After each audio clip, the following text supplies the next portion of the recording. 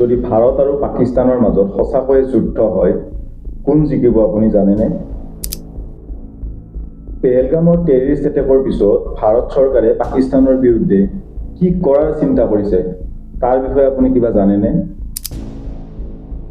অসম চৰকাৰে কিহৰ বাবে অসমৰ মুছলমানসকলক গ্ৰেপ্তাৰ কৰি আছে, তাৰ বিষয়ে আপুনি কিবা জানেনে? আহকচোন বন্ধুসকল, আজিৰ ভিডিঅ'টো আৰম্ভ কৰোঁ।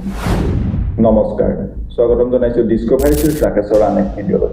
1999 চনত পাকিস্তান আৰু ভাৰতৰ মাজত হোৱা কাৰ্গিল যুদ্ধৰ পিছত ভাৰত জয়ী হৈছিল, আৰু এই কথাষাৰ আপোনালোকে সকলোৱে জানেই। কিন্তু পাকিস্তানে দাবী কৰি থাকে যে তেতিয়াৰ তুলনাত এতিয়া পাকিস্তান বহুত এডভান্স হৈছে, বিশেষকৈ মিলিটাৰী টেকনলজিৰ ক্ষেত্ৰত। কিন্তু তেওঁলোকৰ মিলিটাৰী টেকনলজি যদি মই ভাৰতৰ মিলিটাৰীৰ লগত কম্পেয়াৰ কৰোঁ, আপোনালোকৰ চাগে হাঁহি উঠিব। জিডিপিৰ ক্ষেত্ৰত পৃথিৱীৰ ভিতৰতে ভাৰতে ৰেংক 5ত আহে আৰু পাকিস্তানে ৰেংক 43ত আহে। ভাৰতে ডিফেন্স ছেক্টৰত বাজেট ৰাখিছে 80 বিলিয়ন টকা, আৰু পাকিস্তানে ডিফেন্স ছেক্টৰত বাজেট ৰাখিছে 7.640 বিলিয়ন টকা। মই টকাৰ পৰা বিলিয়নলৈকে এইকাৰণে কনভাৰ্ট কৰিছোঁ, যদি টকাত কৈ থকা হয় বহুত কোটি টকা হৈ যায়, যিটো কৈ থাকিবলৈ অসুবিধা হয়। আপোনালোকে যদি জানিব বিচাৰিছে, গুগল কৰি ল'ব পাৰে যে 1 বিলিয়নত কিমান টকা। ভাৰতৰ লগত অফিচিয়েলি 51,50,550 জন মিলিটাৰী আছে, আৰু পাকিস্তানৰ লগত অফিচিয়েলি 17,04,000 জন মিলিটাৰী আছে। কিন্তু ভাৰতখন ইমানেই বুদ্ধিয়ক দেশ যে ভাৰতখনে আনঅফিচিয়েলি বহুত মিলিটাৰী নিজৰ দেশৰ ৰাখিছে। তাৰে ভিতৰত Assam rifle, BSF, CISF, CRPF, ITBP, NSG, SSB আৰু নিজৰ নিজৰ ৰাজ্যত থকা পুলিচবিলাকৰ বিষয়ে আপোনালোকেতো জানেই। এই মিলিটাৰীবিলাকৰ বিষয়ে ভাৰতৰ বাহিৰৰ দেশসমূহৰ মাজত কোনো ধৰণৰ ডাটা নাই। এইবিলাক বহুত চিক্ৰেটলি ভাৰত চৰকাৰে ৰাখিছে। যেতিয়া সময় হয়, এই মিলিটাৰীবিলাকে নিজৰ নিজৰ দায়িত্ব পালন কৰিব, আৰু প্ৰয়োজন হ'লে আমিতো আছোৱেই। ভাৰতৰ লগত টোটেল টেংক আছে 4,201খন, আৰু পাকিস্তানৰ লগত টোটেল টেংক আছে 2,627খন। ভাৰতৰ লগত টোটেল এয়াৰক্ৰাফ্ট আছে 2,229খন, আৰু পাকিস্তানৰ লগত টোটেল এয়াৰক্ৰাফ্ট আছে 1,399খন। ইণ্ডিয়ান নেভিৰ লগত টোটেল ফ্লীট আছে 293খন, আৰু পাকিস্তানৰ লগত মাত্ৰ 121খন। ভাৰতৰ লগত মুঠ ছাবমেৰিন আছে 13খন, আৰু পাকিস্তানৰ লগত মাত্ৰ 8খন।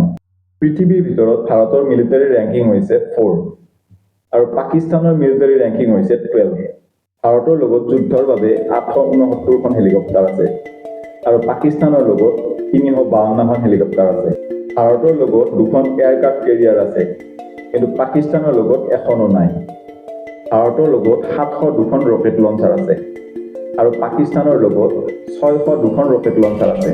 ইয়াৰ বাহিৰেও ভাৰতৰ লগত বহুত যুদ্ধত ব্যৱহাৰ হোৱা ইকুইপমেণ্ট আছে, আৰু সেইবোৰ পাকিস্তানৰ তুলনাত বহুত এডভান্স।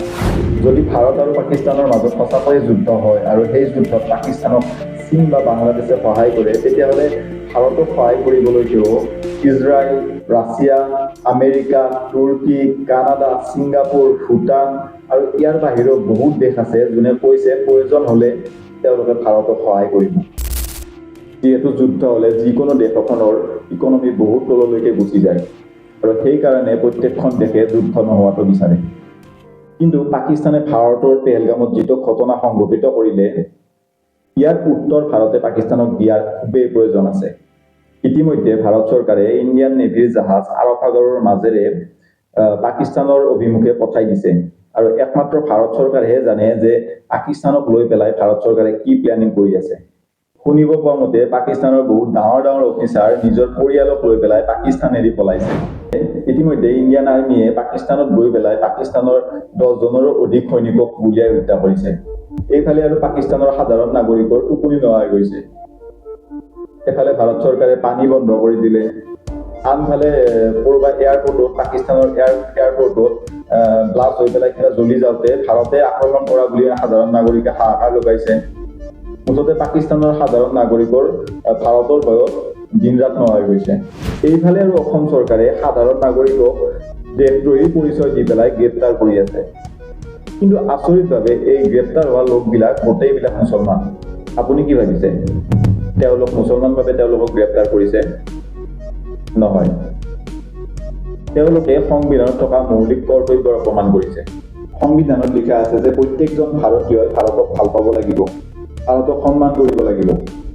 কিন্তু এইকেইজন ব্যক্তিয়ে ভাৰতক অপমান কৰি পাকিস্তানক সমৰ্থন কৰি আছিল আৰু সেইকাৰণে এইকেইজন ব্যক্তিক গ্ৰেপ্তাৰ কৰা হৈছে।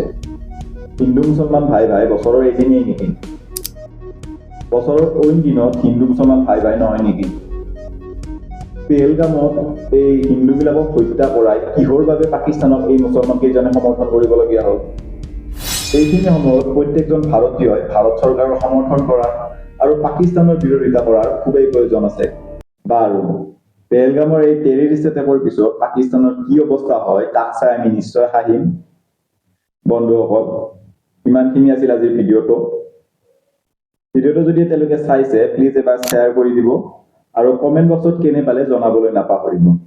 অজানিতে যদি কিবা ভুল হৈ গৈছে প্লিজ ক্ষমা কৰি দিব। ধন্যবাদ। জয় অসম।